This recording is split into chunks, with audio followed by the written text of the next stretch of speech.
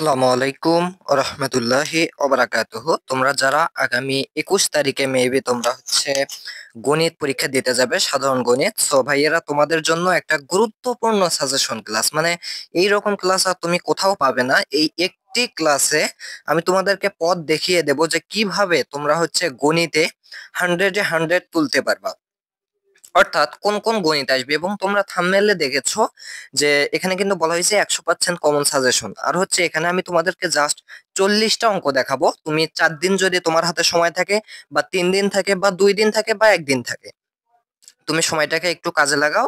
লাগিয়ে আমার এই 40টি ম্যাথ করলেই তোমার শেষ, মোটামুটি ভাবে ক্লিয়ার। তারপর তুমি পরীক্ষার হলে গিয়ে পরীক্ষা দিবা। ওকে ভাইয়া?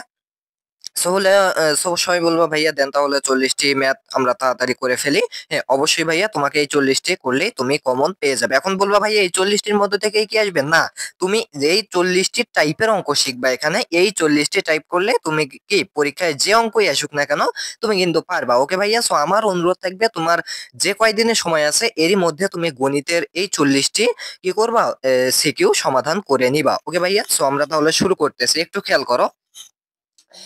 এসএসসি 25 গণিত, আমি একটু কমে দেই। সো দেখো, এসএসসি 25 গণিত কি, ভবিষ্যৎবাণী কি যে রাষ্ট্রের সাক্ষরতার হার বেড়ে যাবে। এটা হচ্ছে হযরত মুহাম্মদ সাল্লাল্লাহু আলাইহি ওয়াসাল্লাম বলেছেন, যে হচ্ছে রাষ্ট্রের সাক্ষরতার হার বেড়ে যাবে কিন্তু প্রকৃত জ্ঞানীর সংখ্যা কমে যাবে। আচ্ছা, এর পরবর্তীতে যে যেই দেশে সৃজনশীলদের চেয়ে চাকরদের দাম বেশি সেই দেশে শিক্ষা ব্যবস্থার অধপতন সুনিশ্চিত। এটা হচ্ছে রেদওয়ান মাসুদ, তিনি কিন্তু এটা বলেছিলেন। ওকে, আচ্ছা, এর পরবর্তীতে দেখো, আমরা যদি প্রথম থেকে আমি তোমাদের বিভিন্ন যেহেতু পার্ট আছে, যেমন তোমাদের সাধারণ গণিতে ত্রিকোণমিতি আছে, বীজগণিত আছে, ওকে, এই সব যে পার্ট গুলো আছে আমি প্রত্যেকটা পার্ট থেকে 3টি 4টি 5টি 6টি এভাবে অঙ্ক দেব, বা হচ্ছে সৃজনশীল দেব। এগুলো করলে ইনশাল্লাহ হয়ে যাবে। আমি প্রথম পার্টে চলে আসতেছি। সো আমি শেষের দিক থেকে চলে আসতেছি, প্রথমেই পরিসংখ্যান সাজেশনটা দিয়ে নেই। সো পরিসংখ্যান থেকে এখানে যে কয়টি ম্যাথ আছে এই কয়টি করলেই তোমাদের এনাফ, আলাদা করে কোনো করার দরকার নেই।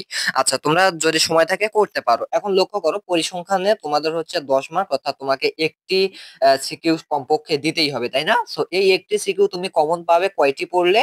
দেখো, এই একটি সিকিউ তুমি কমন পাবে হচ্ছে এখানে যে কয়টি সৃজনশীল আছে সেই কয়টি পড়লেই। প্রথম সৃজনশীল। আচ্ছা, অনেকের জন্য সুখবরটা হচ্ছে, সুখবরটা আমি শেষের দিকে বলবো, তোমরা হচ্ছে শেষ পর্যন্ত থাকবা। প্রথম সৃজনশীল হচ্ছে আমাদের 1 নং সৃজনশীলে কি বলা হয়েছে, নিচে একটি গণসংখ্যা নিবেশন সারণী দেয়া হলো। তাহলে এখানে দেখো একটা গণসংখ্যা নিবেশন সারণী দেয়া আছে। ক নম্বরে বলছে মধ্যক শ্রেণীর মধ্যমান নির্ণয় করো, সংক্ষিপ্ত পদ্ধতিতে গড় নির্ণয় করো, আর হচ্ছে উত্তরের অজীব রেখা অঙ্কন করো। এখানে কিন্তু হচ্ছে তোমাদের ক খ র উত্তরগুলো দেয়া আছে। আচ্ছা, এই পরিসংখ্যান থেকে এটা হচ্ছে আমাদের 1 নম্বর সৃজনশীল। এর পরবর্তীতে পরিসংখ্যান থেকে 2 নম্বর এই সৃজনশীলটাও তোমরা বাড়িতে সমাধান করবা। কি আছে দেখো, নিচে একটি গণসংখ্যা নিবেশন সারণী দেওয়া হলো। এখন কি বলছে, এই যে সংখ্যাগুলো আছে এর মধ্যক নির্ণয় করো। এরপরে হচ্ছে খ নম্বর বলছে সারণী থেকে সংক্ষিপ্ত পদ্ধতিতে গড় নির্ণয় করো। আর হচ্ছে গ নম্বরে সারণী থেকে গণসংখ্যা বহুভুজ আঁকো। আচ্ছা, এর পরবর্তীতে তোমরা হচ্ছে যে পার্টটা কথা বলতেছি আমি, সেটা কি, পরিসংখ্যান। এই পরিসংখ্যান পার্ট থেকে তুমি 3 নম্বর সৃজনশীল যেটা করবা সেটা হচ্ছে নিচে একটি গণসংখ্যা নিবেশন সারণী দেওয়া হলো। এবার তুমি কি করবা, ক নম্বরে বলছে প্রচুরক শ্রেণীর পূর্ববর্তী শ্রেণীর মধ্যমান। খ নম্বরে বলছে সারণী থেকে মধ্যক ও প্রচুরক নির্ণয় করো। গ নম্বরে বলছে সারণী থেকে আয়তলেখ অঙ্কন করো। আচ্ছা, এই হচ্ছে আমাদের তিনটা তোমাদের যে পরিসংখ্যান পার্ট আছে, এই পরিসংখ্যান পার্ট থেকে এই তিনটা অঙ্ক যদি তোমরা করো এবং ভালোভাবে বুঝে বুঝে করো, দেখবা তোমার কমন এসে গেছে। মানে এখান থেকেই আসবে না, তোমার ডাটা চেঞ্জ করে দিয়ে আসতে পারে, বাট তুমি পারবা। এই তিনটা পড়লেই তোমাদের এনাফ। ওকে ভাই, আমি আবারও বলতেছি, এই ভিডিও তুমি কোথাও পাবে না। সো একটু খেয়াল করো, তাহলে তুমি এই তিনটা সৃজনশীল করবা। এর পরবর্তীতে সম্পাদ্যর ক্ষেত্রে আমি কিছু সাজেশন দেব, কিছু গুরুত্বপূর্ণ সৃজনশীল কয়ের জন্য আমি সাজেশন দিয়েছি। এর পরবর্তীতে সিকিউ গুলো দেখাচ্ছি। ওকে, আচ্ছা। সো দেখো, আমি এখানে হচ্ছে তোমরা 8টা দেখতে পাচ্ছ, এই 8টা হচ্ছে ক নম্বরে আমাদের আসার মতো। সো এই 8টা তোমরা একটু করে নিবা সম্পাদ্যর জন্য। কি কি, যে 7 সেন্টিমিটার দৈর্ঘ্যের একটি রেখাংশকে 3:2 অনুপাতে কি করো, অন্তর্বিভক্ত করো। 2-এ বলছে 4 সেন্টিমিটার বহু বিশিষ্ট একটি বর্গ আঁকো। 3-এ বলছে 11 সেন্টিমিটার পরিসীমা বিশিষ্ট একটি বর্গ আঁকো। 4-এ দেখো একটি বর্গ আঁকো যার কর্ণ 5 সেন্টিমিটার। 5-এ বলছে পেন্সিল কম্পাসের সাহায্যে 45 ডিগ্রি, 60 ডিগ্রি, 75 ডিগ্রি কোণ আঁকো। তুমি এগুলো বাড়িতে প্র্যাকটিস করো। ওকে, 6-এ বলছে 7/2 ব্যাসার্ধ বিশিষ্ট একটি বৃত্তের যে কোনো বিন্দুতে একটি স্পর্শক আঁকো। 7-এ বলা হয়েছে যে একটি সমকোণী ত্রিভুজ আঁকো যার অতিভুজ এত এবং অপর এক বাহুর দৈর্ঘ্য 5 সেন্টিমিটার। 8 বলছে এমন একটি সমবাহু ত্রিভুজ আঁকো যার পরিসীমা 11 সেন্টিমিটার। আচ্ছা, এর পরবর্তীতে খেয়াল করো, এবার দেখো আমরা বেশি গুরুত্বপূর্ণ সম্পাদ্য, আমি এখন কি কিসের সাজেশন দিচ্ছি বলো তো? সম্পাদ্য সাজেশন দিচ্ছি। তো সম্পাদ্য তুমি কি করবা? 1 2 3 9 10 11 তোমাদের বই থেকে এগুলো বেশি গুরুত্বপূর্ণ, এগুলো করবা। আচ্ছা, এরপর আমি তোমাদের সম্পাদ্য থেকে সিকিউ দাগিয়ে দিচ্ছি বা সিকিউ দেখাচ্ছি। এই কয়েকটি সিকিউ করলে সম্পাদ্য তোমাদের শেষ হয়ে যাবে। দেখো সিকিউ হচ্ছে 4। এখন দেখো একটি ত্রিভুজের পরিসীমা 12 সেন্টিমিটার এবং ভূমি সংলগ্ন দুটি কোণ এক্স এবং ওয়াই দেয়া আছে। এখন কি করতে হবে? ক বলছে এমন একটি সমবাহু ত্রিভুজ আঁকো যার পরিসীমা 11 সেন্টিমিটার। খতে বলছে উদ্দীপকের আলোকে ত্রিভুজটি অঙ্কন করো, অঙ্কনের চিহ্ন ও বিবরণ আবশ্যক। গতে বলছে বিবরণ সহ একটি রম্বস অঙ্কন করো যার পরিসীমা উদ্দীপকের ত্রিভুজের পরিসীমার সমান এবং একটি কোণ ওয়াই ওয়াই কোণ। ওকে, আচ্ছা। এরপরে দেখো সৃজনশীল নম্বর 5, এটা কিন্তু আমি সম্পাদ্যরই 2-3টা সিকিউ আমি দিয়েছি। এই কয়েকটি করলে তোমাদের সম্পাদ্য মোটামুটি ভাবে কমন এসে যাবে।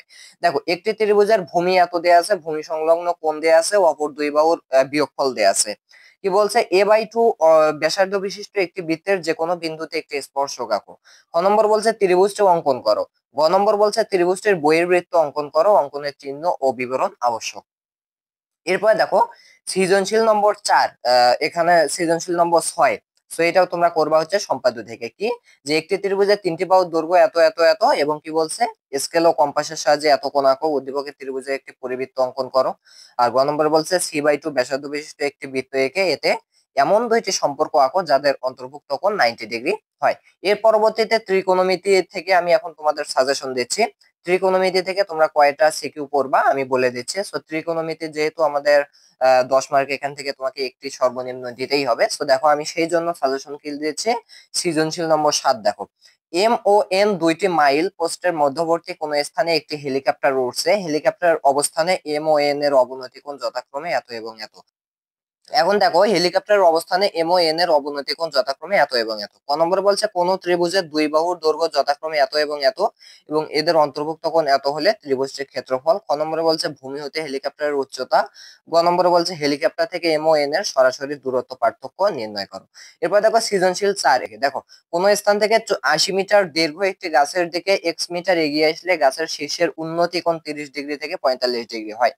গাছটি ঝড়ে ঝড়ে এমন ভাবে ভেঙে গেল যে তার অবিচ্ছিন্ন ভাঙ্গা অংশ দণ্ডায়মান অংশের সাথে 30 ডিগ্রি কোণ উৎপন্ন করে।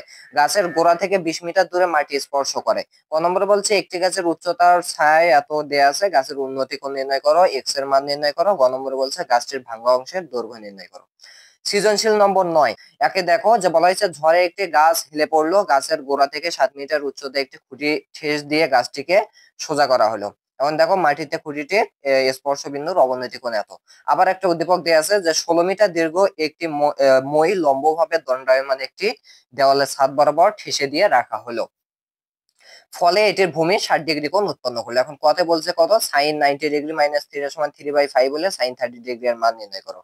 খ নম্বরে বলছে 1 নং হতে খুঁটিটির দৈর্ঘ্য নির্ণয় করো। গতে বলছে 2 নং হতে দেওয়ালের সাথে ঠেস দিয়ে রাখা অবস্থায় কি মইটিকে পূর্বের অবস্থানে ভূমি বরাবর আর কত দূর সরলে কি মইটি ভূমির সাথে 30 ডিগ্রি কোণ উৎপন্ন করবে। এর আগে তাহলে আমরা টোটাল সিকিউ করলাম এ পর্যন্ত 9টা। কোন কোন পার্ট থেকে আমরা করেছি? সম্পাদ্য পাঠ থেকে আমরা করেছি হচ্ছে কি পরিসংখ্যান থেকে করেছি এবং হচ্ছে আমরা করলাম ত্রিকোণমিতির একটা পার্ট থেকে। টোটাল 9টা সিকিউ করলাম। এখান থেকে তোমাদের কমন মাস্ট বি 3টার মতো আসতে পারে। এখন একটু খেয়াল করো, এরপরে এখন আমরা বীজগণিত দেখে নেবো। এই বীজগণিতই হচ্ছে আমাদের মেইন খেলা।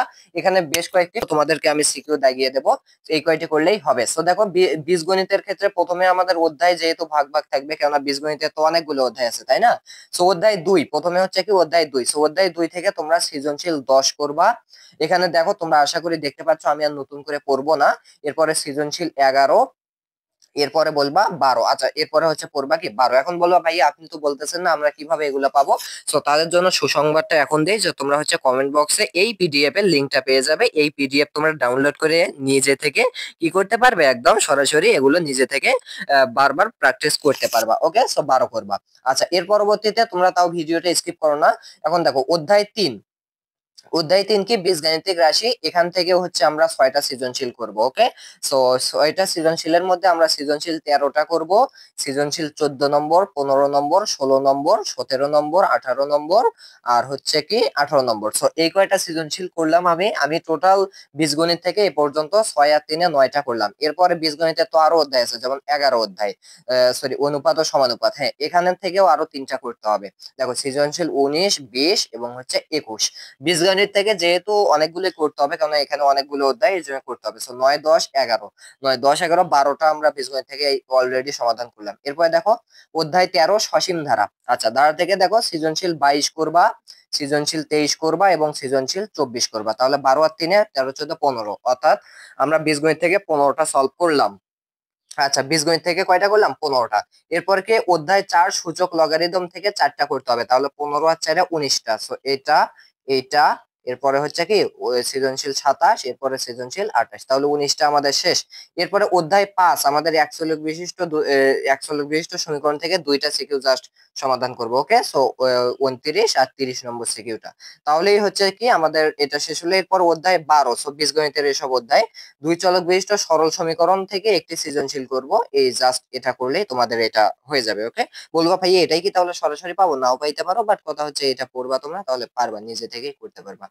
আচ্ছা, তাহলে আমাদের মোটামুটি ভাবে বীজগণিত শেষ, এরপরে আমাদের সম্পাদ্য শেষ, পরিসংখ্যান শেষ, এরপরে ত্রিকোণমিতির একটা পার্ট শেষ। এইবার আমরা দেখবো হচ্ছে পার্ট 3 ত্রিকোণমিতির আরেকটা পার্ট, এরপরে উপপাদ্য বাকি আছে, পরিমিতি বাকি আছে। তাহলে অলরেডি আমরা এর আগের 3টি 4টি পার্ট থেকে আমরা 31টা সিকিউ সমাধান করছি।